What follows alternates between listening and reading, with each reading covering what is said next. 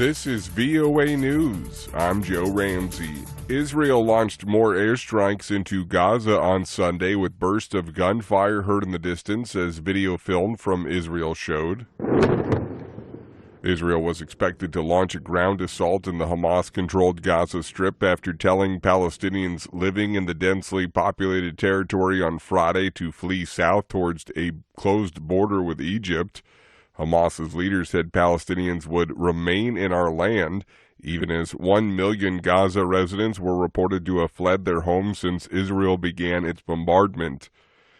Medics in overcrowded hospitals in Gaza are fearing for their patients' lives ahead of Israel's planned offensive, AP correspondent Mimi Montgomery reports. In the face of a looming ground offensive by Israel, evacuations of medical facilities in Gaza are proving impossible, as many, especially those in intensive care, simply cannot leave. Hospitals in northern Gaza are overcrowded with people seeking treatment or safety, and shortages of water and food, medical supplies, and fuel for generators are posing massive challenges to the doctors trying to keep patients, many of them children, alive. Without a safe passage to the south, hundreds continue to come to this and other hospitals. I'm Mimi Montgomery. More than 1 million people have been displaced in the Gaza Strip in the last week, the UN said Sunday. Israel declared war on the Islamist group last Sunday, a day after waves of fighters broke through the heavily fortified border and shot, stabbed, and burned to death more than 1,400 people, most of them civilians. 7 days of relentless bombing targeting those who masterminded the attack have flattened neighborhoods and left at least 2,670 people dead in the Gaza Strip. This is VOA News. Polish opposition leader Donald Tusk declared the beginning of a new era after 3 opposition parties appeared to have won enough votes in Sunday's election to oust the governing party. That party, Law and Justice, has bickered with international allies and faced accusations of eroding rule of law during its 8 years in power. An Ipsos exit poll suggested the opposition together has likely won 248 seats in the 406-seat lower house of parliament. 3 opposition parties ran on separate tickets, but with the same promises of seeking to oust Law and Justice and restore good ties with the European Union. U.S. House of Representatives Minority Leader Hakeem Jeffries says they are in talks about a quote-unquote bipartisan speakership solution. AP correspondent Julie Walker reports. Republicans nominated Congressman Jim Jordan as the next speaker, but it's unclear if he has the votes. When asked on NBC's Meet the Press about behind-the-scenes talks with Republicans on a bipartisan speakership, Democratic House Minority Speaker Hakeem Jeffries said, "There are informal conversations that have been underway." The New York Democrat says Republicans have a simple choice. They can either double or triple down on the chaos, dysfunction, and extremism, or let's have a real conversation about changing the rules of the House. Jeffries says so that the extremists aren't able to dictate the agenda. I'm Julie Walker. The movie Taylor Swift: The Eras Tour blew away the competition in its opening weekend. AP correspondent Margie Zarletta reports. Welcome to the Eras Tour! Taylor Swift's concert documentary had a huge box office debut, making between $95 million and $97 million in North America, according to AMC Theaters. Adult tickets were higher than normal movie tickets, going for $19.89, or as much as $29 for IMAX. The Exorcist Believer was a distant second, making $11 million in its second week of release. Paw Patrol: The Mighty Movie is number 3, followed by the 10th movie in the Saw series. The Creator was number 5. I'm Margie Zarletta. American actress Suzanne Summers, the effervescent blonde known for playing Chrissy Snow on the television show Three's Company, as well as her business endeavors, has died. She was 76. Summers had breast cancer for over 23 years, and her family says she died Sunday morning. According to a statement provided by Summers' longtime publicist, her husband Alan, her son Bruce, and other family were with her. They had gathered to celebrate the entertainer's 77th birthday on October 16th. Instead, they say they will celebrate her life. I'm Joe Ramsey.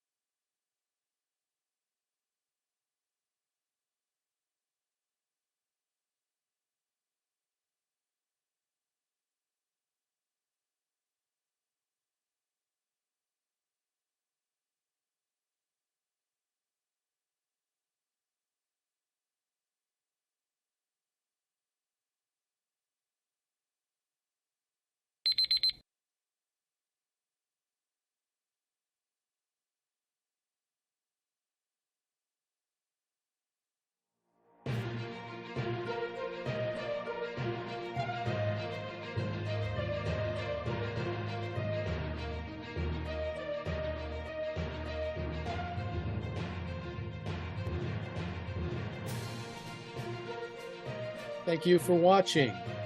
Can you do me a favor? Please leave a comment in the comments section below. That would really help. Thank you, and see you again soon.